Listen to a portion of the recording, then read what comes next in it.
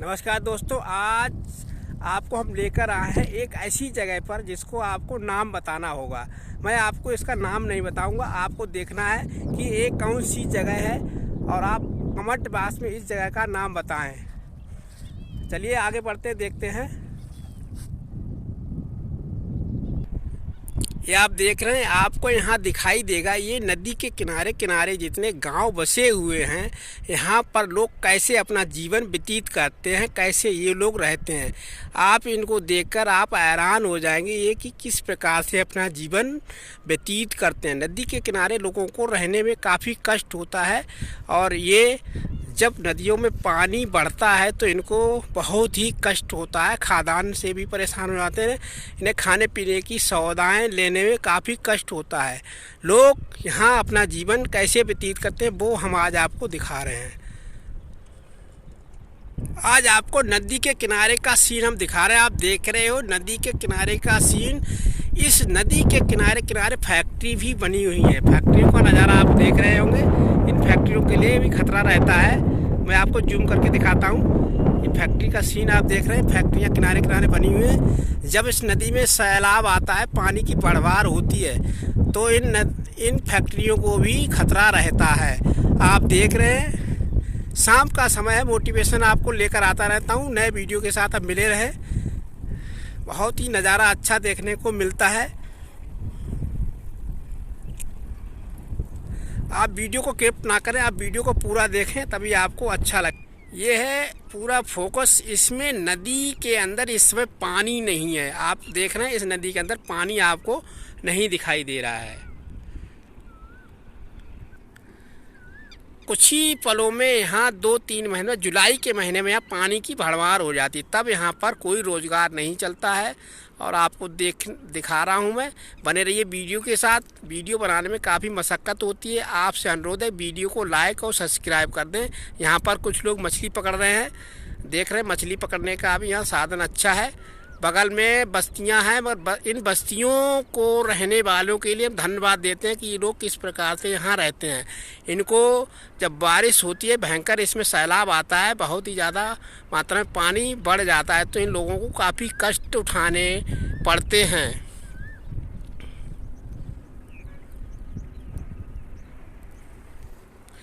ये इसके चारों तरफ जंगल है। आप देख रहे हैं, जंगल का सीन भी आपको दिखाई दे रहा होगा। इसके ऊपर जंगल है, पेड़ बहुत बड़े बड़े हैं। इसके आगे घनघोर जंगल है, बस्ती नहीं है।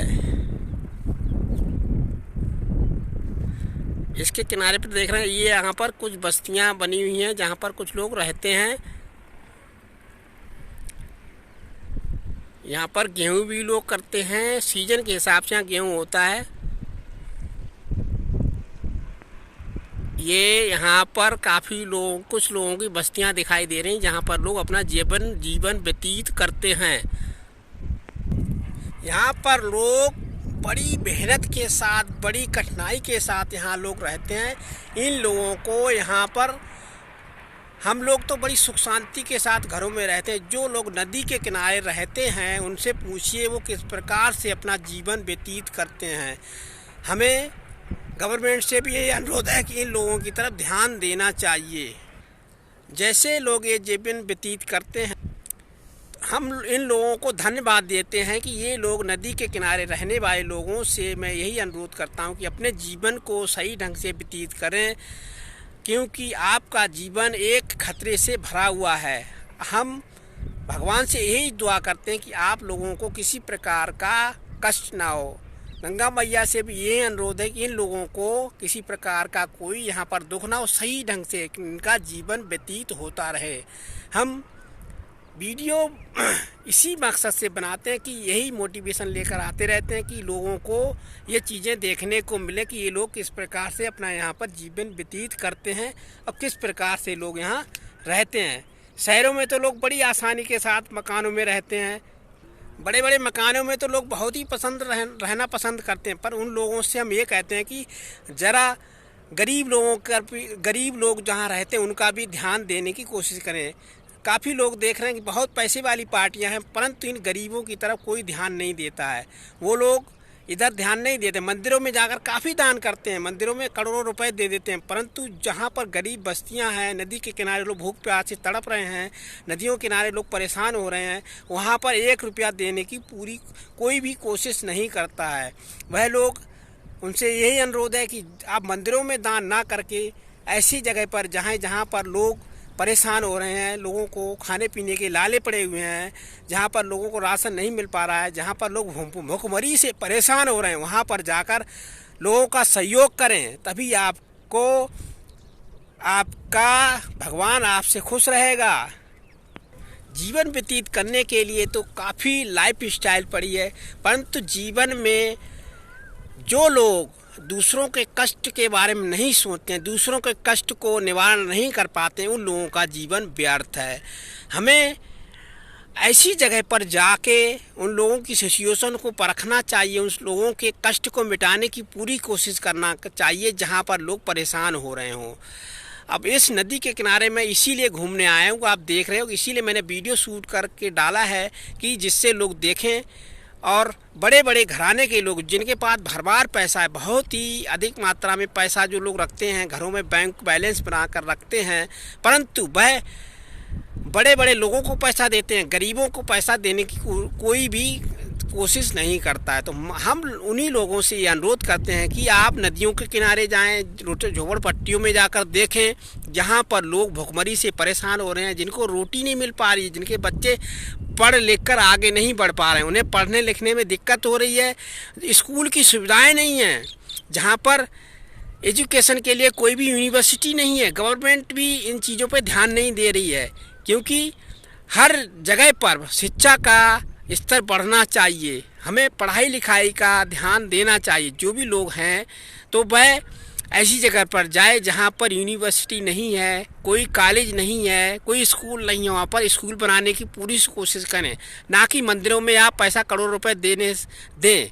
उससे कोई फ़ायदा नहीं होने वाला। जो भी इंसान अगर दान पुण्य करता है तो गरीबों को, बस्तियों को बनाने की कोशिश करे, उनको सहयोग करने की कोशिश करे, उनके बच्चों को आगे बढ़ाने की कोशिश करे, तभी आपका वो पैसा भगवान की निगाह में कामयाब होगा। भगवान वही है जो एक दूसरे का सहयोग करे, एक दूसरे के परेशानी में हिस्सा दे, एक दूसरे की परेशानी में सहयोग करता रहा, वही आज के युग में भगवान है। भगवान को किसी ने नहीं देखा, नादर नारी गॉड, भगवान को देखा ही नहीं है।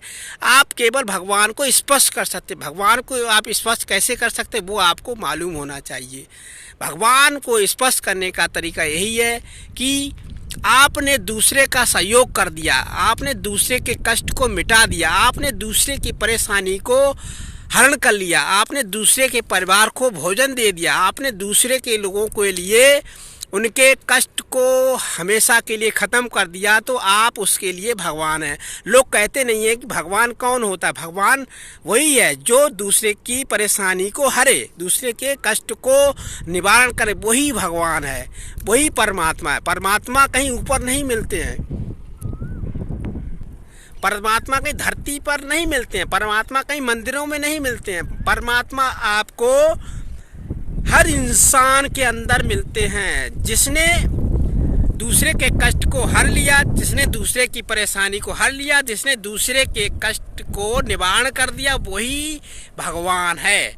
भगवान ने सीधा कहा है कि आप दूसरे की परेशानी को निवारण करेंगे तो हम आपके लिए हमेशा आपके हृदय में दिखाई देंगे, क्योंकि भगवान हर इंसान के अंदर बैठा, आत्मा ही परमात्मा है। अगर आप दूसरे की आत्मा को कष्ट देंगे, दूसरे की आत्मा को परेशानी देंगे, तो आप भगवान को मंदिर में कैसे प्राप्त कर सकते हैं? आपको मंदिर में भगवान कभी नहीं मिलेंगे। भगवान तो हर इंसान के हार्ट में, हृदय में, दिल में रहते हैं। आपका दिल जो मंदिर है, ये असली मंदिर आपका दिल है, हृदय है, जिसमें भगवान आत्मा के रूप में, जो आत्मा है, आत्मा क्या है? आत्मा भगवान का एक स्त्री है, एक पत्नी है। पत्नी को आप अगर कष्ट देंगे तो वह आपके शरीर में कब तक रहेगी, कब तक आपको सुख देगी? और उसका रक्षक क्या है? उसका पति क्या है? उसका पति एक परमेश्वर है। पति और परमेश्वर एंड सोयल। सोयल क्या है? सोयल उस पति की एक पत्नी है, जो आत्मा आपके अंदर बैठी है, जो आपके अंदर आत्मा रहती है। जिस प्रकार से मकान के अंदर आत्मा, जैसे आत्मा का रूप एक है, जैसे आपके अंदर हृदय में जो आपका मकान है, जो आपका शरीर है, उसके अंदर आत्मा रहती है। और वह आत्मा सुख शांति चाहती है, साफ सफाई चाहती है। ठीक उसी प्रकार से जो गृह लक्ष्मी होती है, घर में आपके गृह लक्ष्मी है और आप उसके पति हैं, आप उस गृह लक्ष्मी को परेशान करेंगे, उस गृह लक्ष्मी को टार्चर करेंगे, उस गृह लक्ष्मी को दुखी करेंगे, तो वो एक दिन वह गृह लक्ष्मी आपको छोड़ जाने की पूरी कोशिश करेगी। ठीक उसी प्रकार से जो आपकी आत्मा है, जो आपके हृदय में आत्मा रहती है, और जो परमात्मा है वह उसका पति है। अगर आत्मा को आप उसको टार्चर करेंगे, आप उसको दुखी करेंगे, तो वह आपको छोड़कर चली जाएगी। जो आपका शरीर है वो एक आवरण है, उस आवरण के अंदर आपकी आत्मा रहती है। उस आत्मा को अगर आपने परेशान किया, आपने उसको दुखी किया, तो वह उस आवरण से निकलकर, उस दरवाजे को खोलकर वह कहीं और चली जाएगी और आपका मकान खाली रह जाएगा। ठीक उसी प्रकार से हमारी जो गृह लक्ष्मियाँ होती हैं, जिसके साथ आपकी शादी होती है, जिस लक्ष्मी के साथ आप 7 फेरे लेते हैं, उसको आप टार्चर करेंगे, उसको आप दुखी करेंगे, तो वह भी परेशान हो जाएगी और उसके अंदर जो आत्मा है वह आत्मा आपको दुख देगी, वह आत्मा आपको अश्राप देगी, जिससे आपको भी कष्ट होने का पूरा चांस रहता है। तो हम आज आपके पास यही मोटिवेशन लेकर आए कि इस प्रकार से हमारा शरीर, जैसे ये शमशान हो गया है, जैसे नदियों में पानी सूख जाता है, नदियों में पानी नहीं दिखाई देता है, यहाँ पर पशु इधर उधर घूमते रहते हैं, ठीक उसी प्रकार से हमारी आत्मा भ्रमण करने लगती है और वह दुखी होकर निकल जाती है और उस आत्मा को भटकना पड़ता है। तो हमें किसी को भी कभी भी टार्चर नहीं करना चाहिए, किसी को भी दुखी नहीं करना चाहिए। जो लोग कहते हैं कि उसकी आत्मा भूत बन गई, उसकी आत्मा प्रेत बन गई, वह प्रेत आत्मा ऐसे ही बनती है। जो लोग किसी की आत्मा को दुखी करते हैं, किसी की आत्मा को परेशान करते हैं, तो वो भूत प्रेत की रूप धारण कर लेती है, जिससे वह अपना बदला लेती रहती है। तो हमें तो उसी प्रकार से आत्मा का भी मेल होता है। जिस प्रकार से ये शमशान है, शमशान एरिया दिखाई, जिस प्रकार से नदियां सूख जाती हैं, ठीक उसी प्रकार से आदमी का भी घमंड कुछ ही पलों में सूख जाता है, ज़्यादा दिनों तक वो घमंड नहीं चल पाता है। हमारा जीवन लक्ष्य कैसा होना चाहिए? हमारा जीवन लक्ष्य इस प्रकार से होना चाहिए कि खुला वातावरण होना चाहिए, हमें किसी के प्रति कोई भी भेदभाव नहीं होना चाहिए। जिस प्रकार से स्वतंत्र पक्षी जीवन व्यतीत करते हैं, पशु पक्षी जीवन व्यतीत करते हैं, आप देख रहे हैं यहाँ गाय भी घूम रही हैं, ये स्वतंत्र हैं। हमें अपना जीवन स्वतंत्रता रूप में व्यतीत करना चाहिए, किसी प्रकार का किसी के लिए हमें बैर भाव नहीं होना। अब इतना यहाँ पर इतना गाय और पशु घूम रहे हैं, ये बिल्कुल स्वतंत्र हैं। हम इनकी स्वतंत्रता में अगर बाधक बनेंगे तो भगवान हमसे कभी खुश नहीं होगा।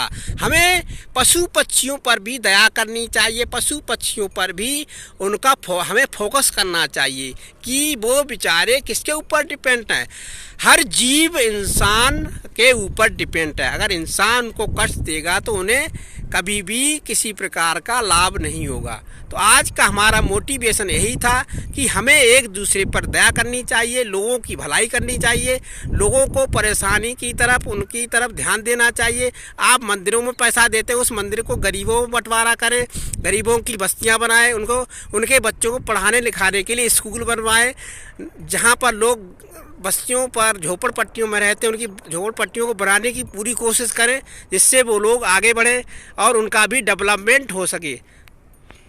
तो हमारा आज का मोटिवेशन यही था कि गरीबों की तरफ ध्यान दें, जहाँ पर लोग परेशान हो रहे हैं उनको आगे बढ़ाने की पूरी कोशिश करें। जय हिंद, जय भारत।